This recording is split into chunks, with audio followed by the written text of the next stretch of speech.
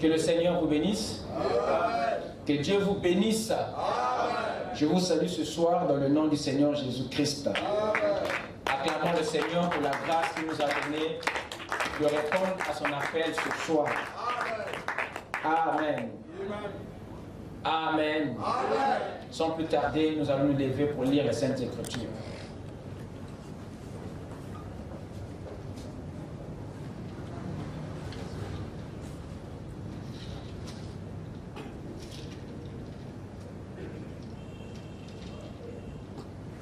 Nous allons prendre le livre des Proverbes, chapitre 14, le verset 23.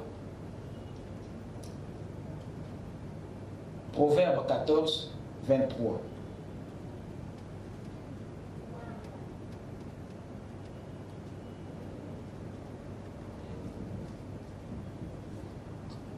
C'est une écriture qui vous est déjà familière.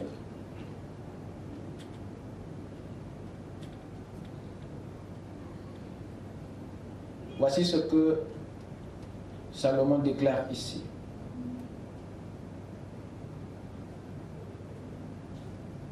Tout travail procure l'abondance, mais les paroles en l'air ne mènent qu'à la disette. Je répète, tout travail procure l'abondance, mais les paroles en l'air ne mènent qu'à la disette. Amen. Amen. Prions le Seigneur. Ne sais-tu pas que tu es le temple? Ne sais-tu pas que tu es le temple? Ne sais-tu pas que tu es le temple? Oh, tu es le temple du Saint-Esprit. Oui, moi je sais. Oui, je sais que je suis le temple. Oui, je sais que je suis le temple. Oui, je sais que je suis le temple. Je suis le temple du Saint-Esprit. Seigneur notre Dieu, nous te sommes reconnaissants, Père, pour la grâce que tu as donnée à chacun d'entre nous. Amen. De venir, Seigneur, à cet endroit cet après-midi. Amen. Père bien-aimé, nous avons entendu ta cloche dans notre cœur. Voilà pourquoi, Père, nous avons répondu à ton appel. Nous te prions, Père, de descendre au milieu de nous servir ta parole, de prélever toutes nos préoccupations, afin que, Père bien-aimé, tu puisses exaucer chaque attente, Seigneur, chaque désir enfoui dans le cœur de tes enfants. Nous savons que, Père, oh Dieu, nous ne sommes pas meilleurs devant toi. Tu sais de quoi nous sommes formés, d'un peu de poussière, Seigneur, tu le sais. C'est pourquoi nous te demandons pardon pour nos manquements, nos péchés, nos iniquités. Nous te prions, Seigneur, de jeter chacun de nous dans cette rivière de sang qui a été tirée des veines d'Emmanuel, afin que toutes nos iniquités, Seigneur, soient purifiées. Accorde à chacun ce soir un entendement spirituel, de telle sorte que, Père, oh Dieu, ta parole trouve la foi dans chaque cœur. Ne nous laisse pas repartir tel que nous sommes venus, puisse chacun de nous, Seigneur, te rencontrer dans son cœur, Père. Et qu'un changement puisse avoir lieu. Nous voulons, Seigneur, oh Dieu, être des hommes et des femmes meilleurs, des citoyens et des citoyennes meilleurs. Nous voulons, Seigneur, que ton esprit à toi, le Saint-Esprit, l'esprit de la résurrection, l'esprit de la vie, puisse incarner en chacun de nos pères. Viens, ô Dieu Tout-Puissant, nous bénir par ta parole et que ta présence, Père, soit au milieu de nous alors que nous nous attendons à toi dans le nom infaillible du Seigneur Jésus-Christ, notre Dieu. Amen. Amen. Je vous prie de vous asseoir pendant que nous allons dans Romains 4, le verset 4.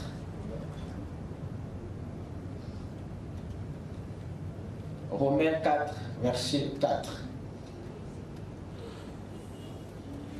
Celui qui fait une œuvre, le salaire est imputé non comme une grâce, mais comme une chose due. Amen. Amen. Ce soir, j'ai l'intention d'introduire les facteurs influents de la récompense. Voilà le point sur lequel j'aimerais introduire, j'aimerais aborder ce soir. Si Dieu peut me permettre d'aller en profondeur de ce sujet ce soir, ce serait une très bonne affaire. Au cas contraire, nous allons le poursuivre le dimanche. Les facteurs influents de la récompense. Les facteurs influents de la récompense. Nous sommes toujours dans notre grand thème, le mystère de sa volonté. Et ce point est un chapitre, un sous-chapitre de ce thème. Amen. Amen. Nous venons ici d'entendre l'apôtre Paul dire quelque chose de très profond et de très prophétique. Il dit que celui qui fait une œuvre, le salaire lui est imputé, non comme une grâce, mais comme une chose due. Voici l'une des écritures de la Bible qui explique le mieux ce qu'est une récompense. Paul parle ici de l'œuvre et du salaire. Et il nous fait comprendre que celui qui fait l'œuvre, le salaire lui est imputé non comme une grâce, mais comme une chose due. Retenez avec moi ces deux choses du verset. L'œuvre et le salaire. Voilà les deux points essentiels de ce verset. Paul nous fait comprendre que l'œuvre, c'est le travail. L'œuvre, c'est l'activité. Ça, vous le savez déjà. Le salaire ici, c'est la récompense. Les revenus. La récompense de quoi? La récompense du travail. Les revenus de notre activité. Et Paul continue. Il nous montre ici que la récompense n'est pas une grâce. La récompense ou le salaire, dit Paul que ce n'est pas une grâce, mais une chose due. Par ces petits mots, l'apôtre Paul nous explique, nous définit déjà ce qu'est une récompense. Celui qui fait l'œuvre, dit-il, le salaire est imputé non comme une grâce, mais comme une chose due. Une chose due, c'est une chose méritée. Mais une grâce est un don. Une chose que vous n'avez pas méritée. Par cette écriture, nous comprenons qu'en Dieu, il y a des grâces et des mérites. En Dieu, il y a des grâces et des mérites.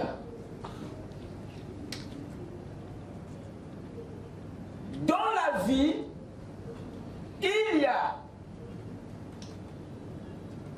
des grâces et des mérites.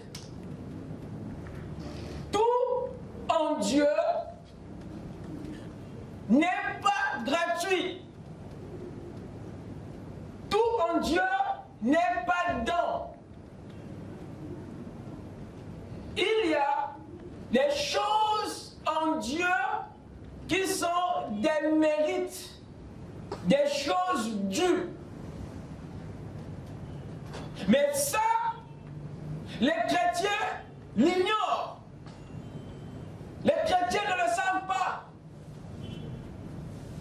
Beaucoup d'entre nous ici prennent Dieu pour le Père Noël, qui est là avec une tonne de jouets, dont la quantité dépasse le besoin. Cherchons à qui les donner.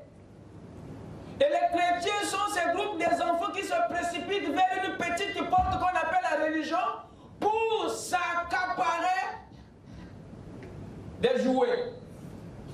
Parce que Dieu en a tellement et que chacun a sa part.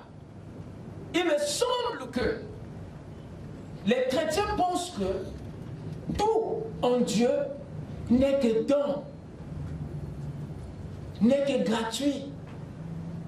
Non, non, non. En Dieu, il y a certes des dons, des grâces, mais il y a aussi des mérites. En Dieu, il y a des choses que vous ne pouvez avoir que si vous les méritez. Et les mérites sont ce que Paul appelle ici par récompense. En Dieu, il y a des récompenses. Et ces récompenses sont des choses dues. C'est-à-dire le fruit, le résultat d'un effort, d'un travail. Mais beaucoup viennent à Dieu, beaucoup viennent à l'église pour les dons, afin que Dieu leur donne. Mais vous ne savez pas, il y a des choses que Dieu ne vous donnera jamais avant que vous les méritez. Voilà pourquoi la religion a fabriqué des paresseux. Parce que l'esprit des chrétiens, c'est prendre, recevoir,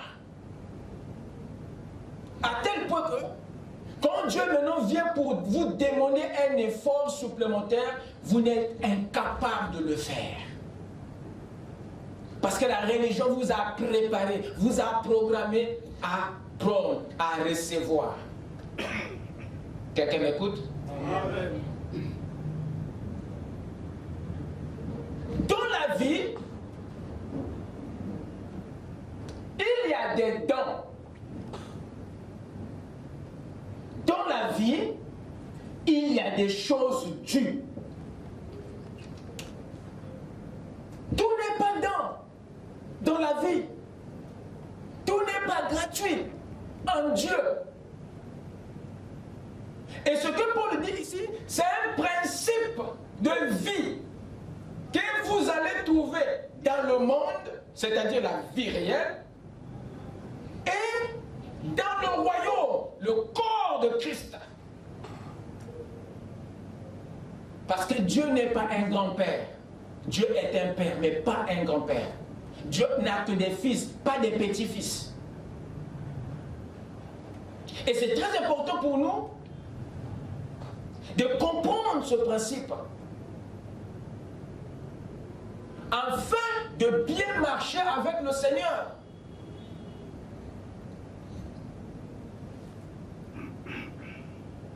Dans le royaume des dieux, Dieu a une tendance.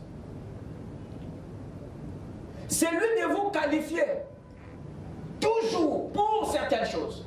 Dieu aime ça.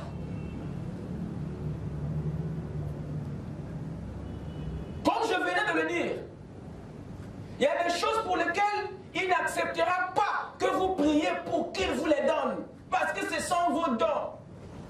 Ce sont vos privilèges. Par contre, il y a d'autres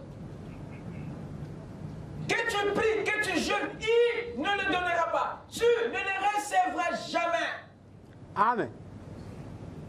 Parce que ces choses viennent par le mérite. Amen. En faisant quelque chose. Vous me demanderez, pasteur, finalement, en Dieu, qu'est-ce qui est gratuit? Qu'est-ce qui est mérite?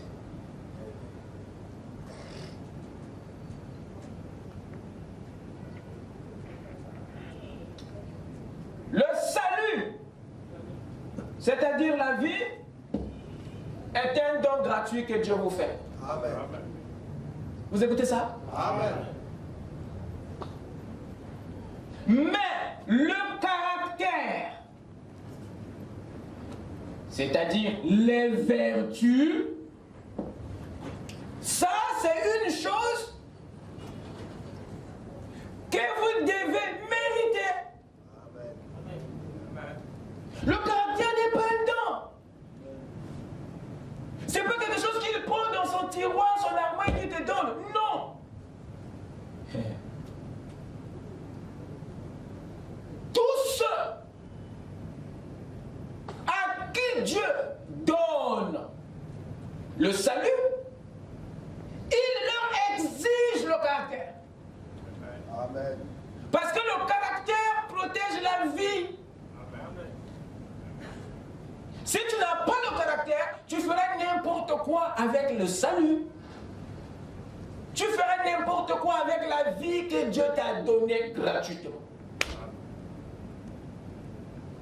Alors pour que Dieu protège son cœur, pour que son émotion ne soit pas touchée, il nous exige le caractère.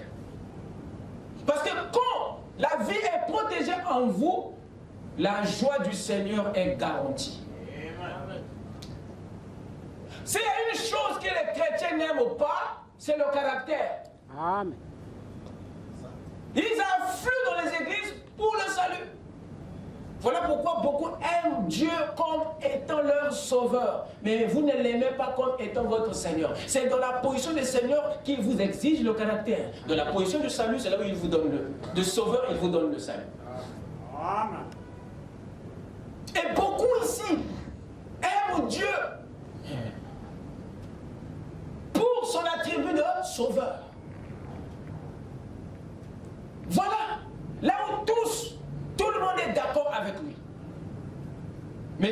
change d'attribut, il se présente à toi comme étant Seigneur, c'est là où ça saigne. Le salut est un don gratuit. Mais le caractère c'est là, il faut que tu le mérites.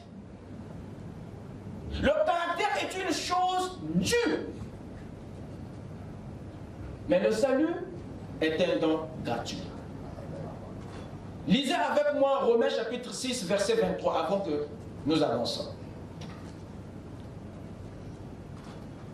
Romains 6.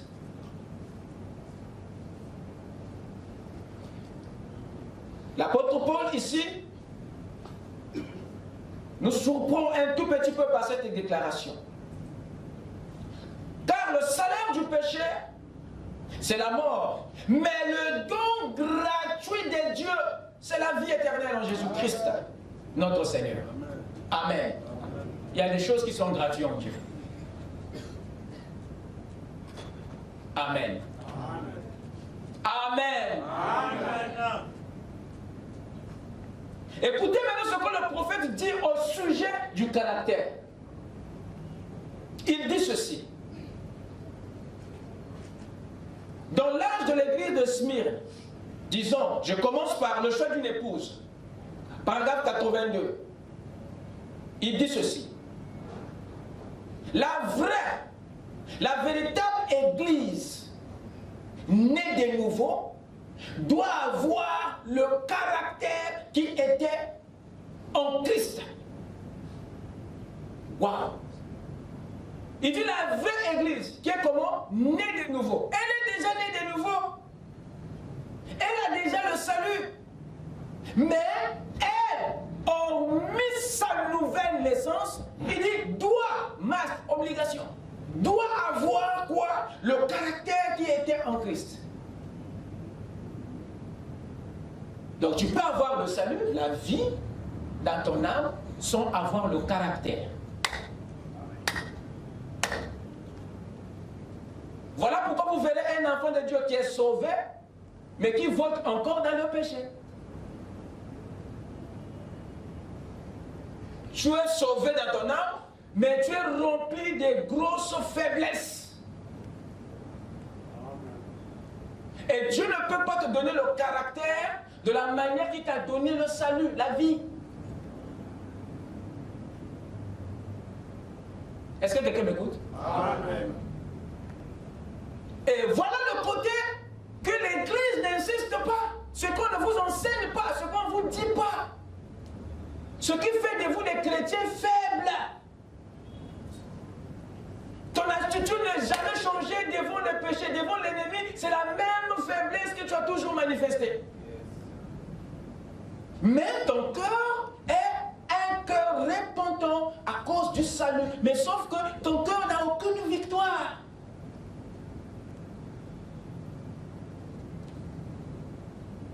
Quelqu'un me suit? Amen. La véritable église née de nouveau, dit le prophète, doit avoir le caractère. Tu es né de nouveau, c'est bon, mais tu dois avoir le caractère. Le caractère est ce qui s'ajoute au salut, à la nouvelle naissance, à ta vie que Dieu t'a donnée. Il ajoute ceci dans l'âge de l'église de Smyrne, il dit ceci. La raison en est qu'on ne peut tout simplement pas former un caractère sans souffrance. Le caractère est une victoire, pas un don, dit William Branham. Amen. Je répète. Le caractère est une victoire, pas un don. Donc tu peux pas aller dire à Dieu, donne-moi le caractère. Et le caractère se forme. Mais le salut se donne. Vous avez écouté ça? Amen. Ou je le dis dans le langue en patois. Je répète. Le caractère se forme, mais le salut se donne. Il dit, la raison en est est que on ne peut tout simplement pas former un caractère sans souffrance.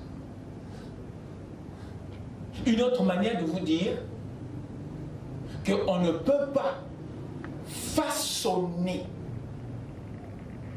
le caractère dans une personne sans pourtant passer par le travail.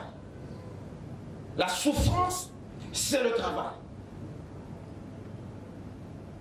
Sans pourtant souffrir, sans pourtant endurer, sans pourtant qu'il y ait un effort quelque part.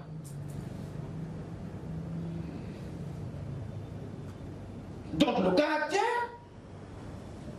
est le fruit de la souffrance, c'est-à-dire de l'effort, du travail. Ici, Dieu a besoin de votre participation dans cette affaire. Mais dans le salut, vous n'avez rien à faire pour l'avoir. C'est l'œuvre tout entière de Dieu. C'est lui qui vous l'a donné du début à la fin. Mais ici, pour ton caractère, il faut que tu y participes. Il faut que tu t'y donnes. Dieu ne peut pas le façonner sans toi. Voilà un exemple. Nous ne parlons pas des dons, c'est-à-dire ce que vous gagnez pour n'avoir rien fait. Je ne parle pas de la grâce. Je ne parle pas des dons. Ce que vous avez reçu ou vous recevez sans avoir fait quelque chose. Non, je ne parle pas de ça. Mais nous parlons ici de la récompense. Ce que vous gagnez pour avoir fait quelque chose. Ce que vous recevez pour avoir travaillé. Amen.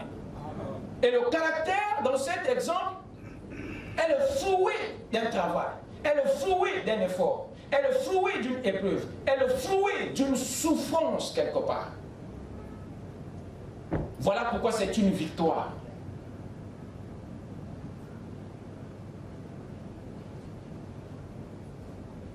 Ouvrez avec moi dans Proverbe 14, verset 23.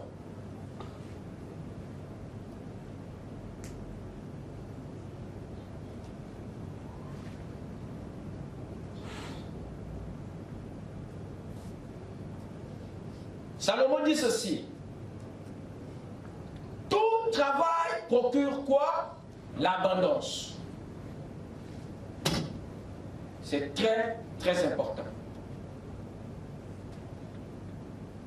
Je vais essayer de boucler cette écriture. Tout travail procure l'abondance. Wow! Il y a 8 conclusions. Si vous avez bien suivi les études antérieures, il y a 8 conclusions que nous avons tirées de cette écriture. 8, si vous en souvenez. Number 1. En disant tout travail, Salomon fait allusion à tous les métiers. Vous vous souvenez? Amen. Notez. Notez. Parce que beaucoup n'aiment pas ce genre de sermon. Ils s'attendent au sermon émotionnel. Vous oubliez que l'église, c'est une école. C'est ici que vous apprenez les clés pour réussir dans la société. C'est ici que vous recevez l'intelligence pour vous épanouir dans le monde. Amen. Dieu n'a pas laissé le monde entre les mains des païens. Dieu a laissé le monde entre les mains des disciples pour dire qu'il leur avait laissé un message qui contient tout le savoir. Amen. Comment réussir dans le mariage, comment réussir dans son travail, comment réussir à l'école, comment réussir dans la vie. Tout est dans la parole. Amen. Alors si vous n'avez pas tout pour expliquer tout, ça veut dire que le monde vous dépasse, vous l'Église. Voilà pourquoi vous partez apprendre dans le monde. Parce que l'Église est vide.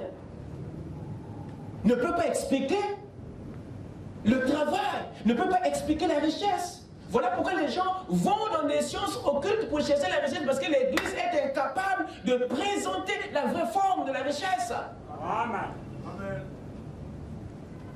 Ils vont consulter les sorciers, les magiciens. Pourquoi? Parce que l'Église n'a rien pour leur prédire l'avenir. Alors que la parole, c'est une prédiction. Amen. La parole, c'est une prédiction. Il y a des choses qui se disent dans la prêche, qui vous annoncent. Dans la parole, il y a les prophéties. Dans la parole, dites Amen. Amen. Comment vous allez aller chercher les prophéties dehors alors que la Bible est pleine de prophéties vous concernant? Y a-t-il pas de baume en Galate? Y a-t-il pas de médecins? Je pense qu'il n'y a pas de médecins. Parce que ceux qui sont censés apporter ces prophéties, vous avez ça? Amen. Sont dans des caves en train de danser. Sont en tourisme. L'Église est un centre de savoir. Amen. Ce que vous êtes censé recevoir ici dépasse ce qu'on vous a inculqué à l'école. C'est la parole qui corrige votre éducation scolaire. Là-bas, on vous a dit que l'homme vient du chimpanzé, vrai ou faux? Mais ici, on vous dit que c'est faux, l'homme vient de Dieu. Donc, la parole corrige l'école. Mais s'il faut me le classer, catégoriser, où est-ce que vous allez placer l'Église? Un chrétien ne doit pas être un ignorant. Un chrétien ne doit pas être un idiot. Parce que la parole, c'est la vérité du commencement. Elle vous rend intelligent, elle vous rend sage. Amen. Quelqu'un m'écoute? Amen.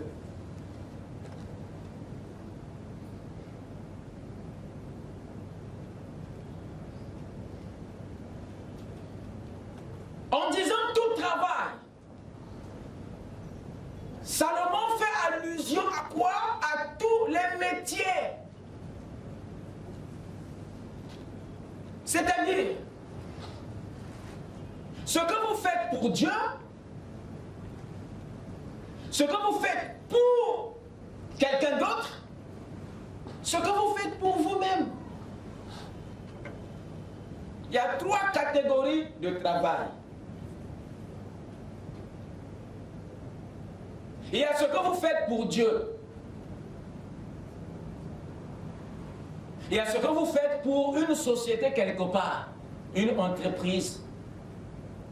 Il y a ce que vous faites pour un boss, un patron quelque part. Il y a aussi ce que vous faites pour vous-même.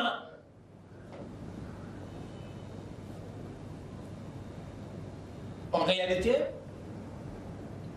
un éclairé est celui qui fait les 3. Amen. Un éclairé est celui qui fait les 3. Une vraie servante de Dieu, une vraie chrétienne fait les 3.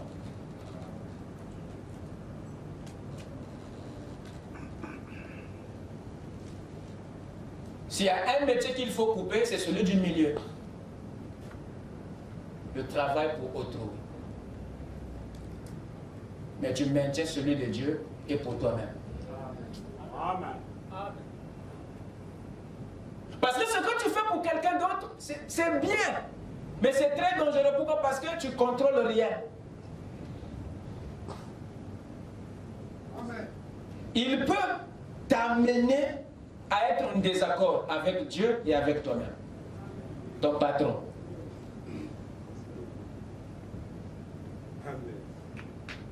Il peut t'amener, il peut t'éloigner de Dieu. Il peut aussi faire que tu puisses oublier qui tu es. Tu n'as plus de repères. Tu t'occupes plus de toi-même. Tu ressembles à tout sauf à quelque chose.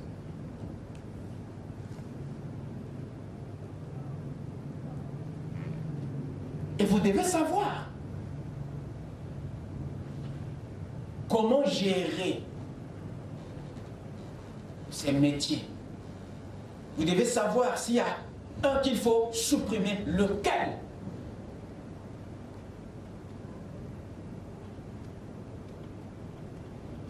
Ce que vous faites pour quelqu'un vous prive de votre liberté, de votre temps, même pour servir Dieu. Il peut le prendre. Voilà pourquoi Jésus a dit aux jeunes de son époque, ah les gars, faites attention. Donnez à César ce qui est à César, donnez aussi à Dieu ce qui est à Dieu. Mais sauf que qu'est-ce qu'on a fait? On a tout donné, même la part de Dieu, on a donné à César. Combien n'ont pas sacrifié Dieu pour autrui? Quelqu'un m'écoute? Amen. Tout travail, en disant tout travail, Salomon fait allusion à tous les métiers. 1, ce que vous faites pour Dieu. 2, ce que vous faites pour autrui. 3, ce que vous faites pour vous-même.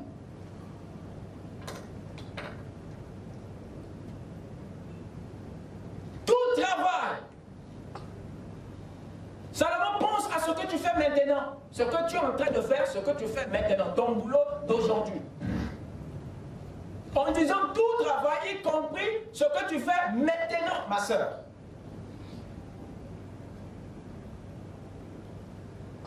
Écoutez ce que Frère Branham dit dans la prédication adoption. Laissez-moi vous lire ça avant de continuer, je vous en prie. Appréciez-vous la parole? Amen.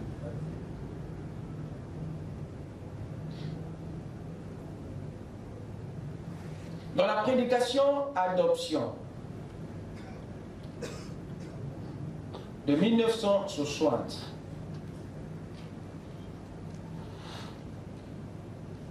adoption numéro 3, paragraphe 33.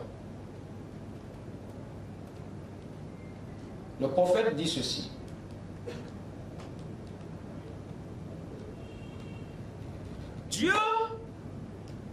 Quand Dieu en place, alors l'Église tout entière veut être comme celui-là. Avoir le même genre de choses, faire la même chose. Nous sommes taillés différemment. Nous sommes faits différemment. Nous avons des natures différentes. Et nous sommes placés dans des positions différentes. Chacun pour un travail différent. Peut-être que l'un, c'est pour un genre de travail plus petit, et l'autre, pour un travail de plus grande envergure. Vous écoutez ça? Même le prophète, le Saint-Esprit dans le prophète, sait qu'en fonction de ce que nous sommes, nous faisons des métiers différents, n'est-ce pas? Mais sauf que là, il peut y avoir un piège. Voilà pourquoi il est nécessaire de saisir cette écriture de Salomon pour être délivré du piège. En disant, tout travail procure l'abondance, Salomon tue le complexe que nous avons des métiers des autres. Sous prétexte que celui que tu exerces ne peut pas t'amener à l'abondance, ne peut rien te procurer. Il y a beaucoup qui n'ont pas une grande estime de ce qu'ils font. Beaucoup n'ont aucune révélation du travail qu'ils font. Et la plupart des temps, ils pensent que ce qu'ils exercent, le travail qu'ils font, ne l'amène nulle part, ne l'amènera nulle part. Beaucoup minimisent ce qu'ils font comme métier et ils passent leur temps à convoiter le métier de quelqu'un d'autre en croyant que c'est celui de l'autre qui peut faire de lui un riche et non celui que Dieu l'a donné de faire.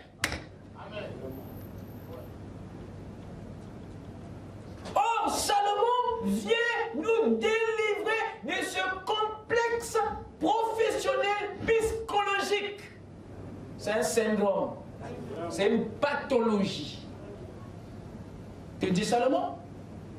Tout travail, sans exception, tout travail, sans distinction, procure quoi? L'abondance. Y compris ce que tu fais.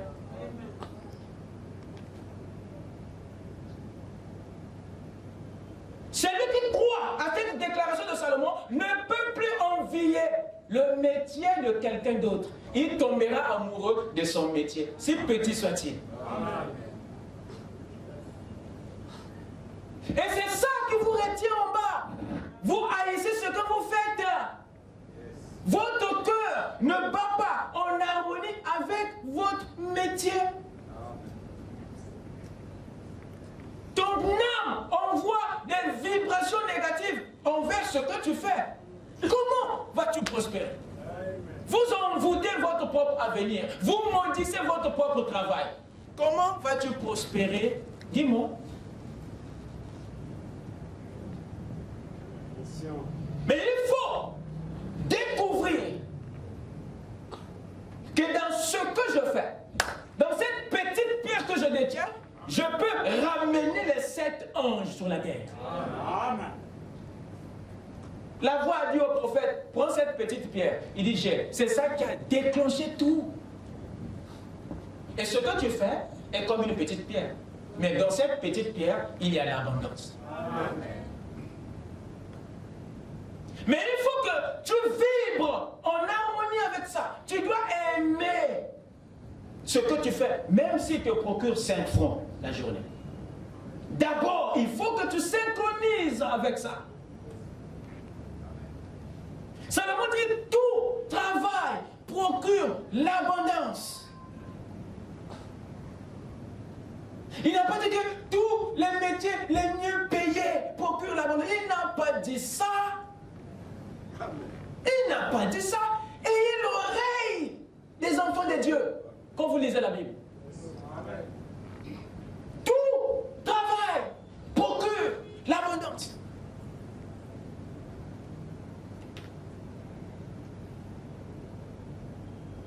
Mais quand tu ne sais pas ça, tu ne peux pas maximiser le minimum. Je suis en train de vous donner une clé. À partir de rien, vous pouvez créer. C'était ça le secret de Joseph. Tout ce qu'on lui donnait, même si c'était petit, ce qui sortait de là, il minimisait rien. Or, beaucoup ici sont comme le 3e serviteur à qui Dieu avait donné un talent. Il a minimisé le talent. Seulement ça, beaucoup de boudeurs sont ici. Il appelle son salaire les miettes que je reçois. Ah bon? C'était ça l'attitude du serviteur inutile et méchant. Il a minimisé le talent. C'est pas la taille, mais c'est ce qui est dedans. Vous écoutez ça? C'est pas la dimension du métier que tu fais, mais c'est ce que ce petit métier peut procurer. Salomon nous montre ici que peu importe ce que tu fais, il y a un potentiel dedans. Je parle à quelqu'un? La deuxième conclusion tirée de cette écriture, c'est que par cette déclaration, Salomon tue le complexe que nous avons d'autres métiers. Ça nous amène à voir un potentiel dans ce que nous faisons. 3.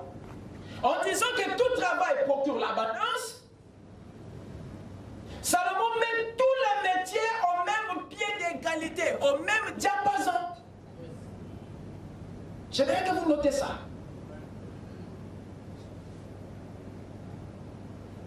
Donc pour Salomon,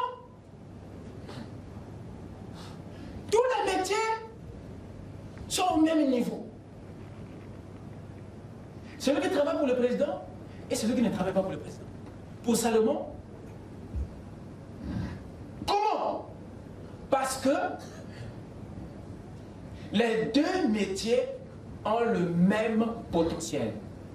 Ce que peut procurer celui-ci, c'est la même chose que peut procurer celui-là. En disant tout, ça veut dire que tous les métiers ont le potentiel de vous donner tous la même chose, l'abondance. 4. En disant que tout travail procure l'abondance, Salomon montre que chaque travail a en lui le même potentiel que les autres travails. Chaque métier cache en lui la même abondance. Ce n'est pas parce que toi tu travailles à la roue que tu ne peux pas vivre dans l'abondance que celui qui travaille à la présidence. Or, déjà ici, nous avons un virus. On juge en fonction de là où quelqu'un travaille, en fonction de ce que l'on fait. Alors que tu peux avoir. La Bible dit, tel fait le riche, mais il n'a rien. Mais tel fait le pauvre, et il a des grands biens. Amen. Vous écoutez ça? Amen. Donc c'est pas parce que tu es ici que celui qui est là ne peut pas produire, avoir la même vie que toi. C'est le travail que fait Salomon en prêchant ceci.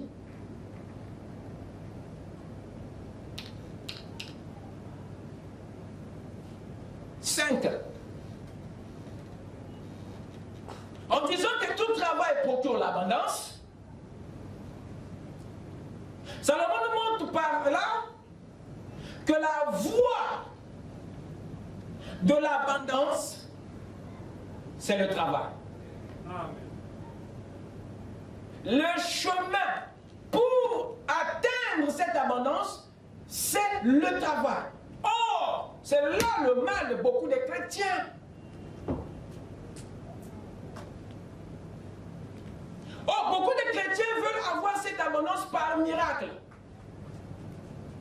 Donc, il rentre dans la chambre, il est pris par boum, il connaît. Et beaucoup attendent de réussir de cette manière. Jackpot, bâton magique. Quand ça ne vient pas, on cherche des raccourcis. Voilà pourquoi nous se sommes retrouvés dans des histoires. Si tu n'as pas compris la parole, ce n'est pas le monde que tu vas comprendre. En disant que tout travail procure l'abondance, Salomon nous montre que la voie, le chemin de l'abondance, c'est le travail. Et les chrétiens doivent savoir ça. Que Dieu n'encourage pas la facilité dans le royaume. Dieu encourage le caractère. Il encourage le caractère plus que le don.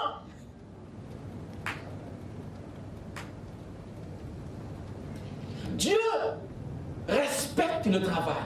Dieu honore le travail. Dieu aime le travail. Dieu aime le travail. Vous m'avez écouté? Amen. Je répète. Dieu honore le travail. Dieu respecte le travail. Dieu est lui-même le travail. Amen. Dieu aime le travail. Amen. Vous avez besoin d'une preuve? Il a travaillé 6 jours. Il s'est reposé qu'un seul jour. Mais toi, tu te reposes 6 jours pour travailler qu'un seul jour. Dieu aime le travail. Tout ce que vous voyez, l'arbre, le figuier, les eaux, Dieu les a eus par le travail. Amen. Toute cette plénitude, cette abondance qui se trouve sur la terre, il a eu par le travail. Le premier jour, Dieu a eu ceci. Le deuxième jour, il a eu ceci. Jusqu'au 6e, 7e jour, il s'est reposé. L'homme est venu, il a trouvé un Éden, le fruit d'un boulot.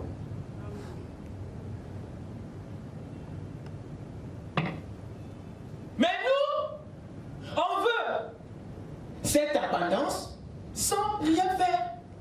On veut cette abondance par la prière. On veut cette abondance par magie. Et c'est ça le propre des chrétiens. On veut ça sans avoir fait quelque chose. Voilà pourquoi le christianisme ne prospère pas, ne progresse pas. Parce que la plus grande partie qui tient ce mouvement, c'est la religion. Et la Russie, l'URSS, quand il a découvert cet aspect dans la religion, elle a chassé l'église catholique en Russie. Vous connaissez l'histoire, non? Il a dit, la religion c'est l'opium. Les Russes se sont rendus compte que, oh, mais cette affaire vient nous aboutir. Oh, on ne va plus travailler, dit. Oh, tout le monde voit la prière. Et il s'attend à ce que Dieu nous a marqué ça là. Il dit, comment ça?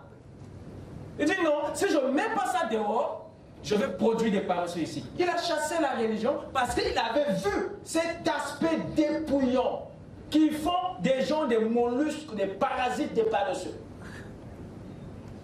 Mais ce n'est pas ça le caractère du royaume. Il y a une différence entre la religion et le royaume. Amen. Dans la religion, on soutient quoi? Dieu va faire. Voilà la doctrine de Nzamba Kosala. Mais le royaume fait la part des choses. Il y a ce que Dieu fait, il y a ce que toi tu fais. Voilà le royaume. Amen. Parce que Dieu ne veut pas produire des mollusques, Dieu veut produire des enfants qualifiés. Vous écoutez ça? Amen. Regardez. Il a pris Adam et Ève, il a mis dans le royaume. Dieu a créé les animaux, mais il ne leur a pas donné les noms. Alors qu'il pouvait le faire.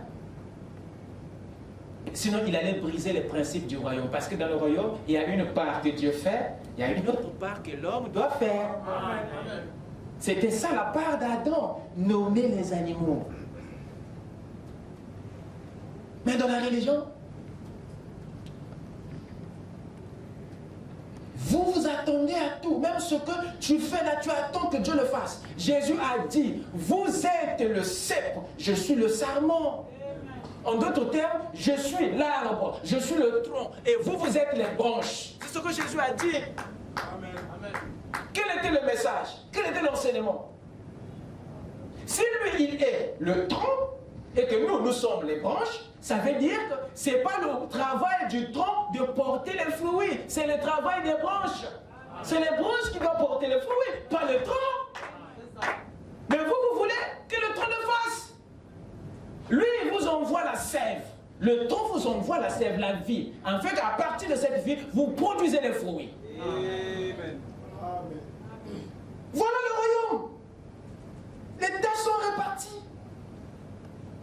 Il y a des choses que Dieu ne peut faire que dans l'homme. Il y a des choses que l'homme ne peut faire qu'en Dieu. Si tu n'es pas en Christ Jésus, tu n'auras pas accès à certaines œuvres.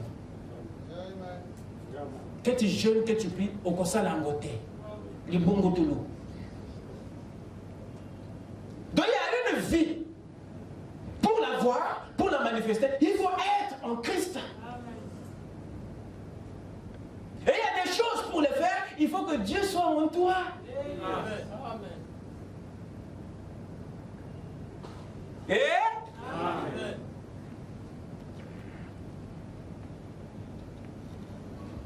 La voie de l'abondance, Salomon dit, ça passe par le travail. 6. En disant que tout travail procure l'abondance, Salomon montre par là que l'abondance est la vraie forme de la récompense dans tout ce que l'homme fait.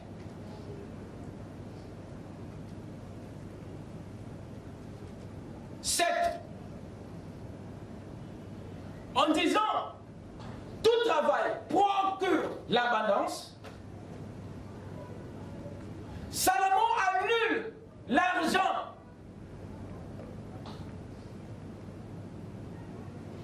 comme étant la récompense directe du travail. Il n'ignore pas l'argent. Il a dit que tout travail procure l'abondance. Ça veut dire qu'il y a une place que Dieu accorde à l'argent que nous n'accordons pas.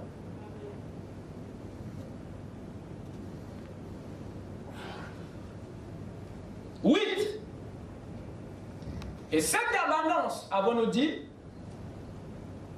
n'est pas une valeur unique comme l'argent, la monnaie. Cette abondance que procure le travail n'est pas une valeur unique comme la monnaie, comme l'argent. Non. Mais cette abondance est une plénitude de valeurs. Est une plénitude des valeurs naturelles et spirituelles. Est une plénitude des valeurs visibles et invisibles. Dans cette abondance, nous avons des valeurs comme l'argent, la provision, la dignité, l'autonomie, les relations, le développement ou l'épanouissement, l'équilibre ou la stabilité, l'utilité ou l'importance, le statut ou la position, le pouvoir, l'expérience qui est la maîtrise.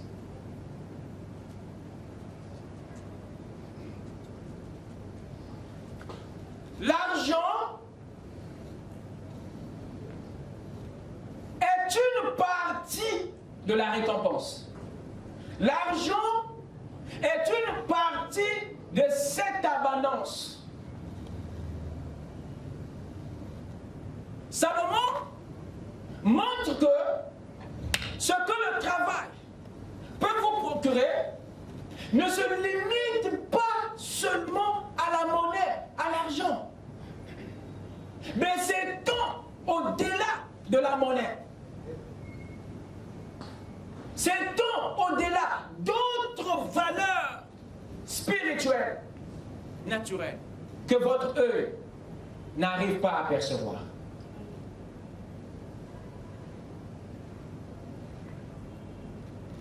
Nous avons tous réduit la récompense du travail à l'argent.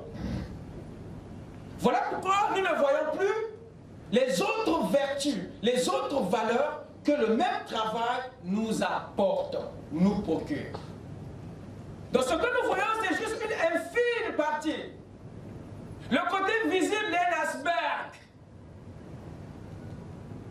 Et notre attention a été absorbée par cette valeur naturelle qui est l'argent. Voilà pourquoi les autres sont supprimés dans notre esprit.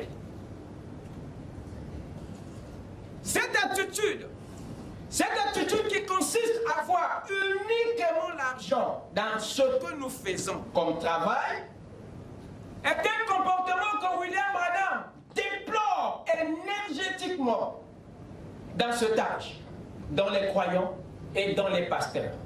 Le savez-vous?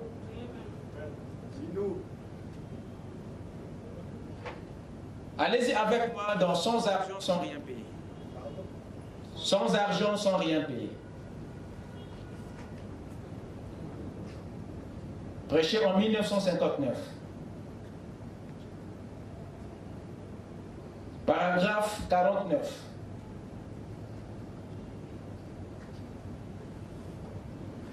Écoutez, Frère Branham parler de cette attitude, de cet esprit qui nous a retenus uniquement sur l'argent, comme étant la seule forme de notre attente dans tout ce que nous faisons. Money, money, money, à tel point que les autres valeurs que cela nous procure, on ne les voit plus.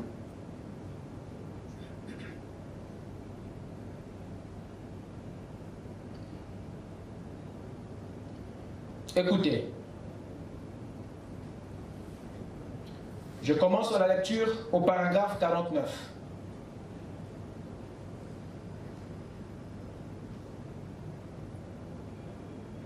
Le prophète dit ceci. L'argent, c'est ça le genre de nation. C'est ça le genre de sentiment. C'est ça le genre d'esprit qui domine sur les gens. Voilà. Donc ce qui domine, c'est ça.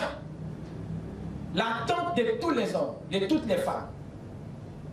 Dans le travail, ce n'est que l'argent. Je ne dis pas que c'est faux. Mais je montre ici à quel point cette focalisation a supprimé les autres valeurs du travail.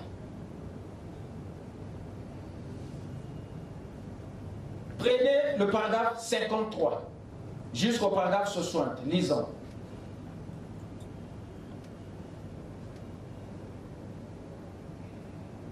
Vous allez au restaurant pour prendre votre dîner. Vous allez au restaurant pour prendre votre dîner. Si vous ne déposez pas de l'argent sur la table en guise de pourboire pour la serveuse, elle fonce les sourcils. Pourtant, elle reçoit un salaire de l'entreprise. Alors, Amen. Vous êtes là? Est-ce que je suis en train de dire quelque chose? Je suis en train d'attaquer une perception. Vous écoutez ça? Je ne sais pas quel patois utiliser. Vous allez au restaurant pour prendre votre dîner. Si vous ne déposez pas de l'argent sur la table en guise de pourboire pour la serveuse, elle fronce les sourcils, pourtant elle reçoit un salaire de l'entreprise qui l'emploie. En plus, vous avez intérêt à ce que ce pourboire corresponde à au moins 10% de votre facture. Sinon, aux yeux de cette serveuse, vous passerez pour un avare ou une espèce de grippe sous. Acclamez le Seigneur.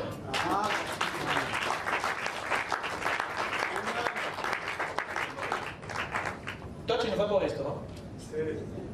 Tu vis pas ça? Moi, j'ai déjà vécu ça. Et c'est devenu normal. Alors que c'est un problème. Amen. Lorsque l'argent devient la seule forme de votre récompense, c'est dangereux. Amen. Tu vas détruire une relation pour ça. Amen. Tu vas perdre ta dignité pour ça. Vous écoutez ça? Amen. Et le prophète attaque.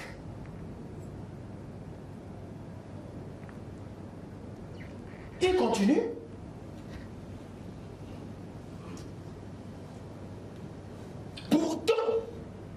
Pourtant, elle a un salaire. À mon avis, c'est une disgrâce et une honte d'agir ainsi. Amen. Je crois que ça jette le discrédit sur la nation. Par le passé, des braves gens, des bons restaurants ne permettaient pas cela. Mais cet esprit commence à gagner tout le monde. Amen. S'il y a une serveuse ici, écoute une bonne fois. Amen.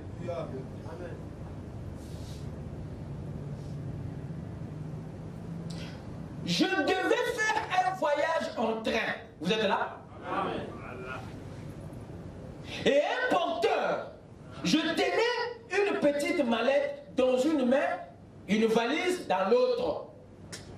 Ma trousse de rasage sous le bras et je marchais. Le porteur s'est approché et a dit, puis-je vous être utile et porter ça? Quel bon service! Vous voyez ça?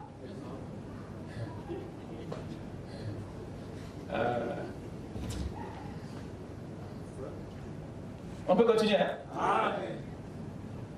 J'ai dit, oh monsieur, je vais juste là, à ce train. Merci, merci, merci quand même. À environ 30 mètres, il a dit, je m'en charge. Et il a pris ce petit bagage, l'a soulevé et s'est mis à marcher. Personne ne l'a donné l'autorisation, hein. Mais il a forcé la porte. Comme pour dire non, mais tu es quand même un vieux, il faut qu'on t'aide. Tu ne peux pas quand même. Non, donne. Et le prophète a pris ça dans ce sens où un jeune homme qui veut aider un homme âgé. Tu parles. Eh bien, quand il est arrivé à destination, je me suis dit que j'allais peut-être. Je savais qu'il était payé pour ça. Mais que j'allais lui donner un demi-dollar. Il avait probablement porté mes bagages, disons, pendant 1 minute à peu près. Vous écoutez ça? D'ici jusqu'au bout de ce tabernacle, pour atteindre le train, je suis monté dans le train en premier et je me suis courbé pour récupérer mes sacs. Je lui ai donné un demi-dollar. Il n'a pas demandé. Mais Frère Branham le lui a quand même donné. Mais écoutez, il a dit, un instant. Et Nyongo. Et Nyongo.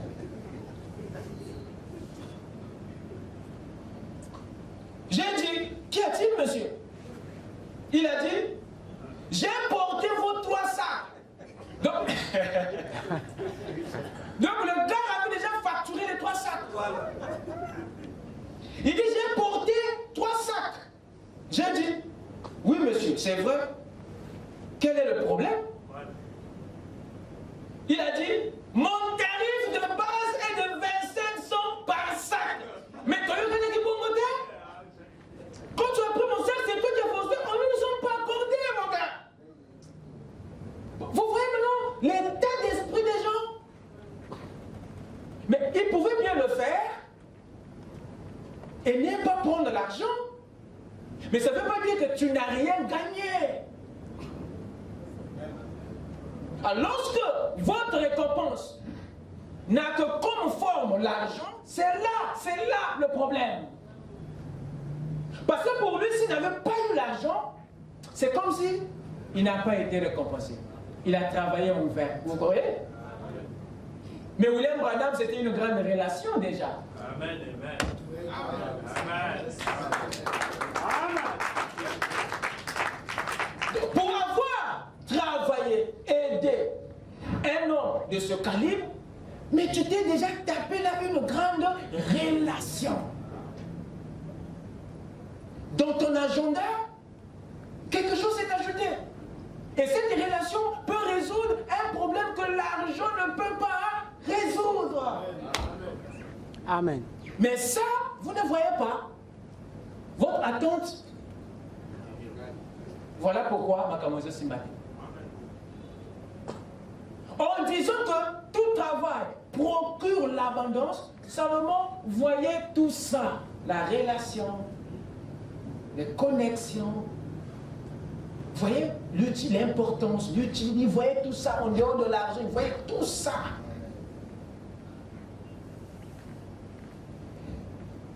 Le prophète continue.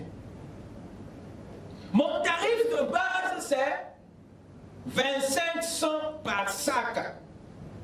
Vous me devez encore 25 cents. Vous voyez ça? c'est l'américanisme. Il faut tout payer. Vous conduisez votre voiture, vous tombez dans un fossé et vous faites appel à quelqu'un pour vous sortir de là. Vous feriez mieux de vous préparer à payer parce que vous recevrez une facture pour cela. Si une dépanneuse vient remorquer votre voiture, on vous fera payer un certain montant par kilomètre. Et si c'est le fermier qui sort son tracteur 9 fois sur 10, ce sera encore plus cher. Il y a un prix à payer pour tout travail, à faire, pour toute chose. Payer, argent, payer, argent. Voilà, le prophète déplore un esprit. Vous êtes avec moi? Amen. Alors, prenez avec moi dans votre vie est-elle digne de l'évangile. Ici, Frère Madame a parlé sur les gens, les croyants, les personnes en général. Ici, maintenant, il va maintenant parler sur les pasteurs. Vous écoutez ça? Amen. Ça n'est pas une personne, hein? Ni même pas moi qui prêche. Amen. Amen. Dans votre vie est-il digne de l'évangile? Paragraphe 92. Nous allons terminer.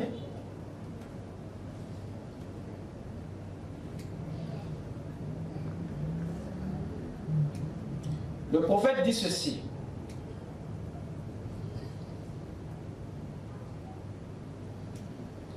Mais ces gens ont l'évangile. Et quand ils s'éloignent du message et de l'évangile dont ils ont vu la démonstration, qu'ils s'en moquent, c'est une espèce de doctrine prostituée, les a pris dans son filet. Et qu'un certain pasteur se tient à la chair en pensant plus au dollar et à son gagne-pain qu'à l'âme des gens auxquels il prêche. Amen. Que je relise ou bien ça va? Il dit, ces gens ont l'évangile. Ils ont le message, ils ont la Bible. Il parle de l'esprit qui est derrière ça. Ces gens ont l'évangile. Et quand ils s'éloignent du message et de l'évangile dont ils ont vu la démonstration, qu'ils s'en moquent, c'est qu'une espèce de doctrine prostituée les a pris dans son filet. Et qu'un certain pasteur se tient à la chair en pensant plus au dollar et à son gagne-pain qu'à l'âme des gens auxquels il prêche. Frère Branham dit c'est vrai. Amen. Amen. Voilà la tendance. Voilà le problème. On ne voit plus d'autres valeurs qui sont au-delà des dollars. On résume la récompense à l'argent. C'est ça en fait le problème. Ce que l'activité peut vous procurer, mes chers amis, dans la vie, ne se limite pas à l'argent seulement, mais va au-delà de cela. Raison pour laquelle, en tant qu'enfants de Dieu, nous devons avoir ça à l'esprit.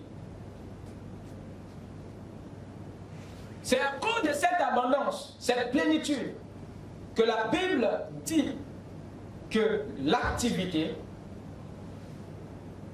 est un précieux trésor pour l'homme.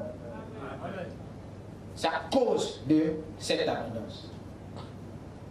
Je vais terminer en vous prenant 2 Timothée 2, 6. Pardonnez-moi. 2 Timothée 2, 6.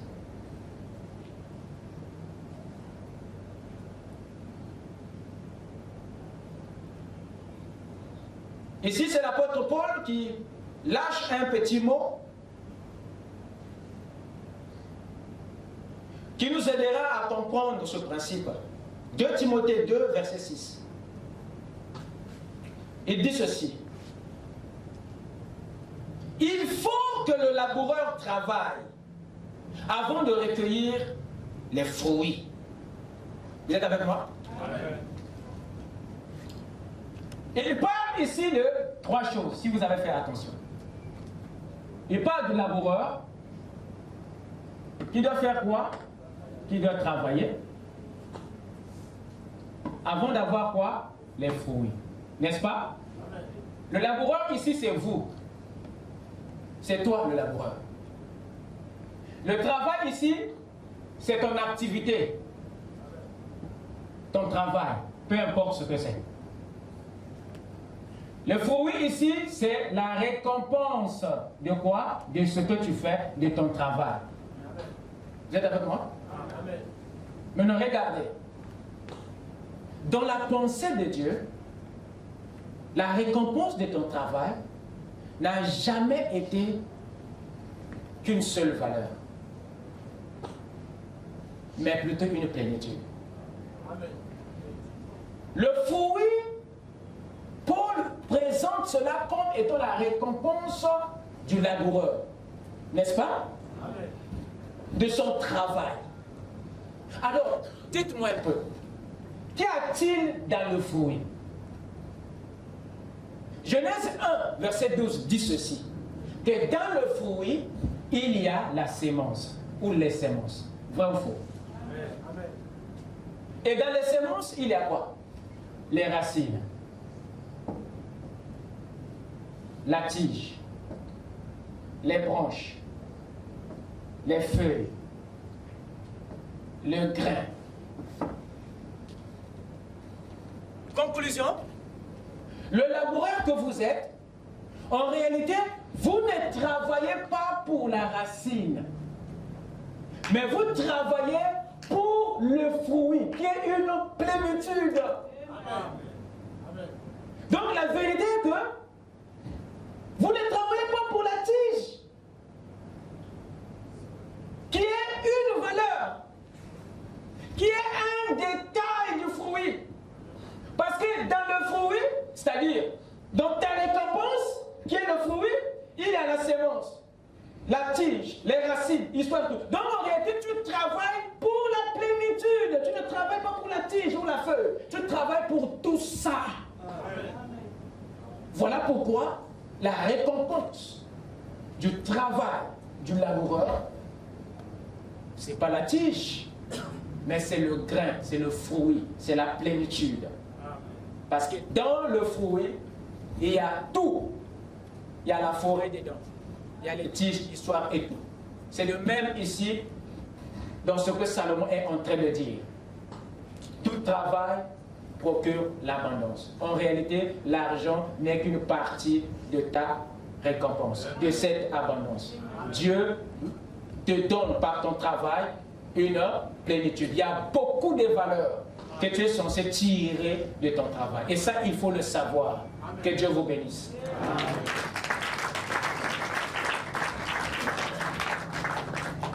Amen. Amen. Le dimanche, nous allons entrer dans toucher les facteurs qui influencent la récompense. Que Dieu vous bénisse. Amen. Lèvons-nous.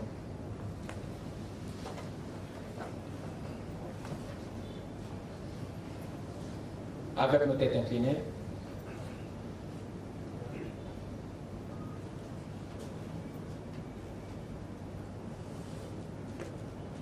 L'amour de Dieu est si merveilleux. L'amour de Dieu est si merveilleux. L'amour de Dieu est si merveilleux.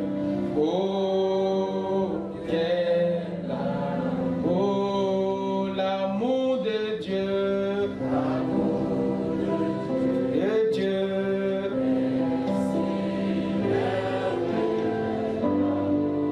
l'amour de Dieu.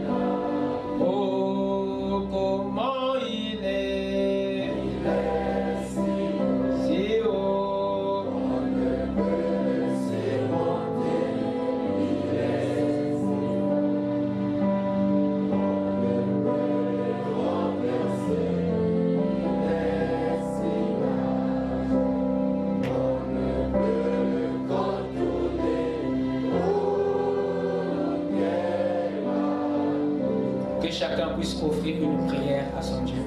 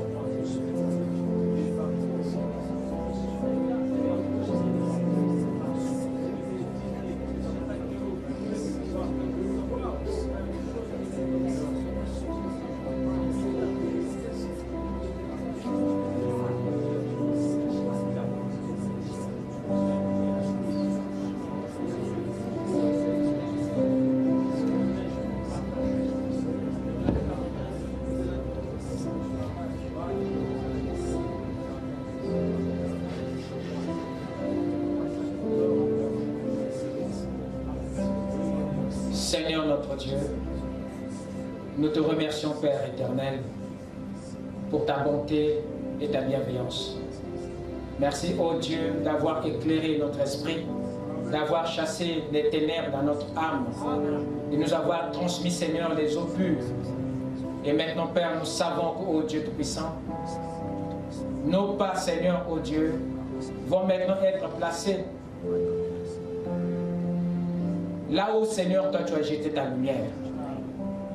Merci, ô Dieu, pour ce message.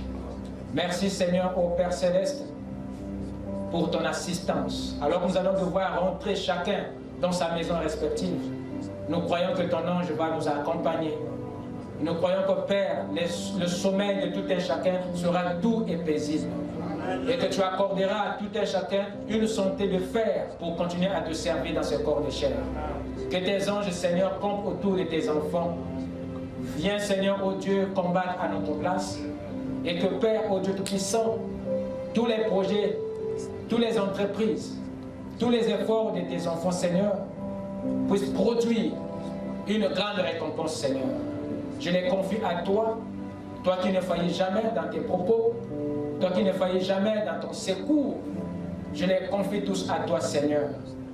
Marche devant eux comme guide, derrière comme protecteur et en eux comme source de vie. Que les malades soient guéris, Seigneur. Que les affligés soient consolés. Que les perdus soient sauvés. Que les rétrogrades reviennent à la vie. Et qu'en tout, Seigneur, un réveil qui ne s'éteindra jamais puisse s'élever dans nos cœurs.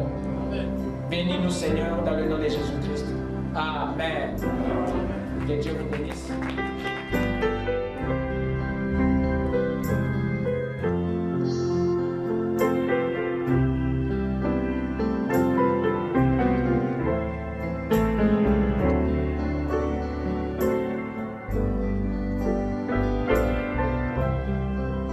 Thank you.